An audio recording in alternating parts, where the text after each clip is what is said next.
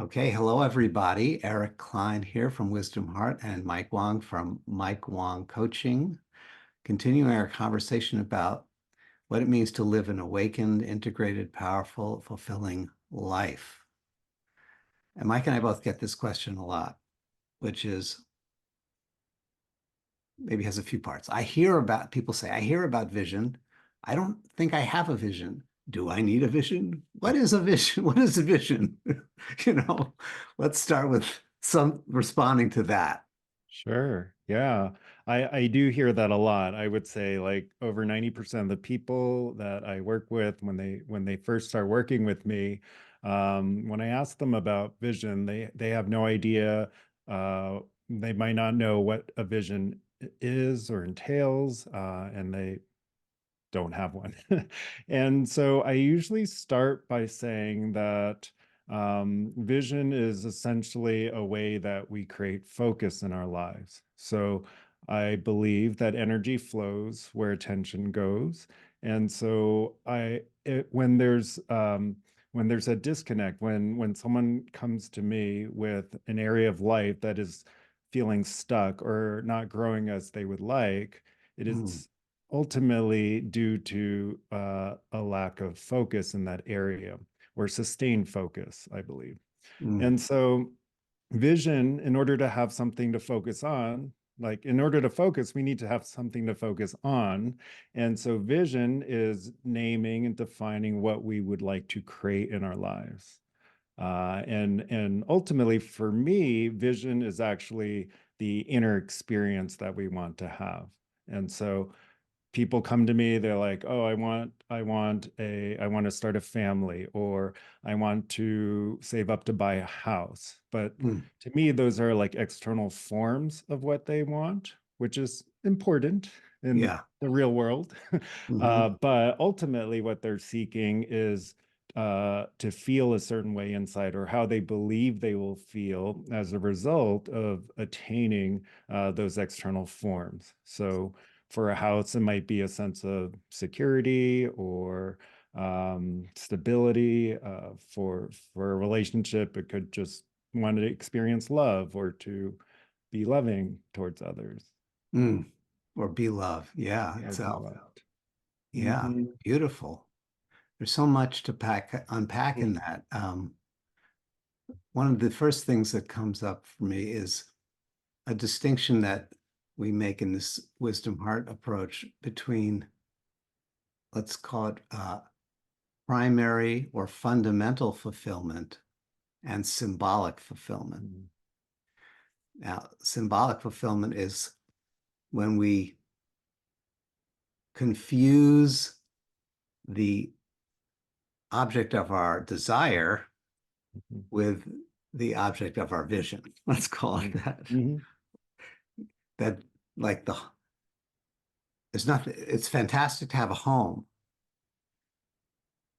but we all know many people who have homes who don't feel secure or even at home in their property, so to speak, Absolutely. in their real estate. Mhm. So the journey of is again, we can pursue the thing like the home or the relation or marriage or the child or the degree for like an academic degree. But if we lose touch with the real vision, which is the essentially what our deepest self is wanting to reveal to us and Mhm. realize within us, it's going to be an endlessly disappointing journey Mhm. because we'll get tastes, of course, we'll get glimpses, little Mhm. hints of that security or that love, but it isn't really it's not sustainable in the world of change. It's the world of change can be the vehicle through which we, like a relationship, can be the crucible, the vehicle through which we express and experience love. Mhm. The relationship is going to go through all kinds of ups and downs by its Mhm. very nature. The home can be a vehicle that we explore the experience of security, but like our friend told us today, you're going to have floods in the home. It's going to have leaks. There's going to be property tax. It's all kinds of things are going to happen that are not necessarily the experience of that safety and security. Mm, So I think you're inviting people and pointing us all and all the wisdom traditions are to say, you know, what's the deepest intention mm, mhm. that you want to realize, embody, and express? And you may express it as buying a home, you know. Yeah. Yeah, you started with a very powerful point is many of the people that I work with, they might be wealthy by many standards, or they might have achieved great, they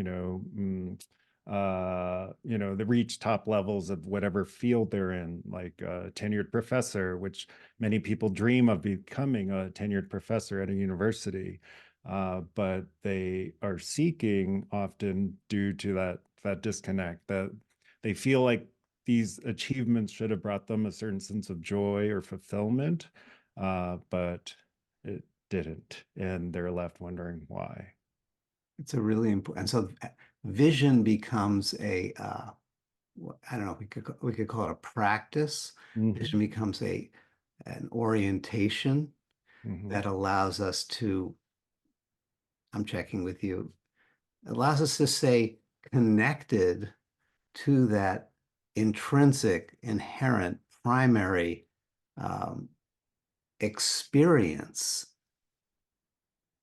as we Absolutely. move and explore the various ways of Hmm. living our life. Yeah, and you mentioned that earlier too, which is such a powerful point, is that when we focus on the inner experience, then the external forms can and will shift and change. So we it almost gives us permission to allow ourselves to be present with what is and allow things to Mm, evolve and transform, rather than focusing on a very specific, let's say, object of attention, and that mm, like, so a big point that I often make is that, especially around relationships and people, we can't control what they do or say or how we want them to feel inside. mm. And so by focusing on that inner experience, what I often call a love-based emotion, then everything else will essentially take care of themselves. It will come from the responses, the interpretations, um, the understandings will come from that heart-based Mm, emotion, right? hmm. So events, are going to happen. And as you Mhm. say, people are perfect for this Mm. because people are clearly uncontrollable.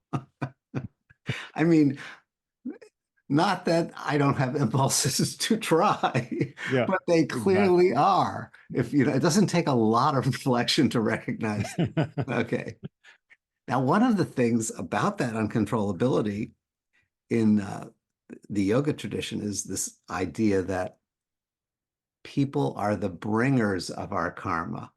Mm, And what that means is that their uncontrollability mhm, reveals within us mhm.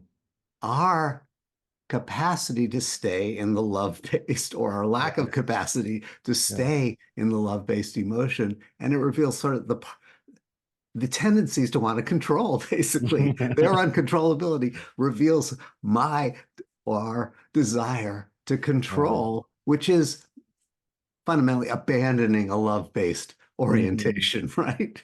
So they're Yeah, doing us a great favor in that regard. absolutely. Yeah. I'm sure in your tradition you also talk about relationships as mirrors and Yeah. how uh, their actions can often trigger within us existing patterns, like thought patterns or emotional patterns that we often unconsciously run due to our past conditioning, Yeah. when we were growing up.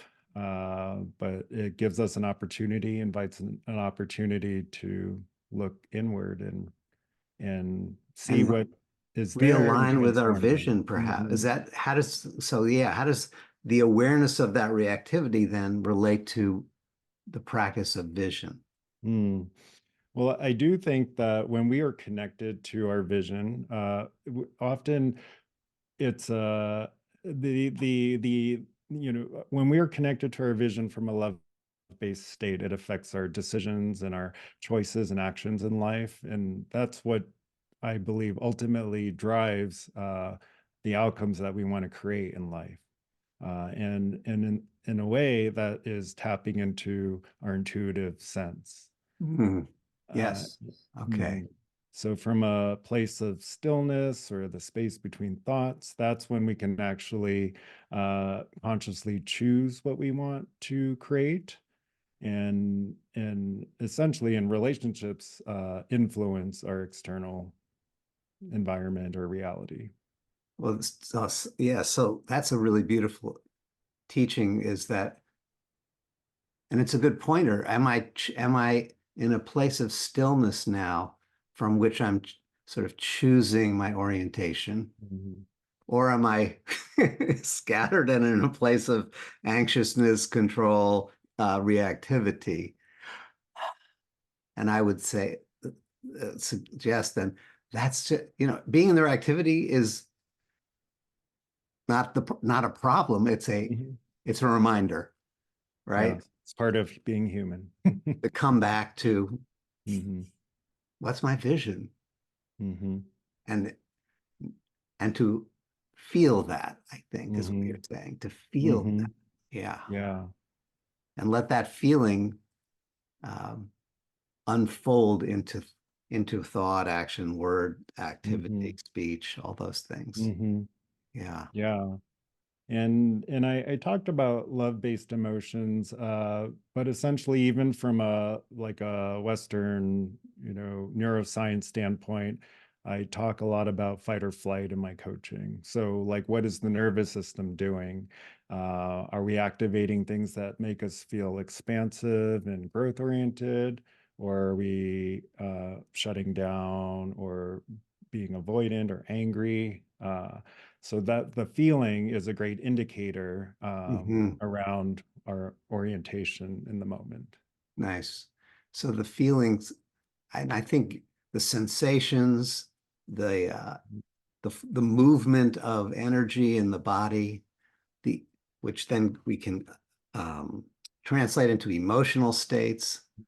Those are good indicators of how close we are to our vision Hmm. that moment, or how we've lost the plot, and Yeah. to come back and to use, yeah, the body becomes a wonderful guide in that regard and Mm-hmm. support ultimately.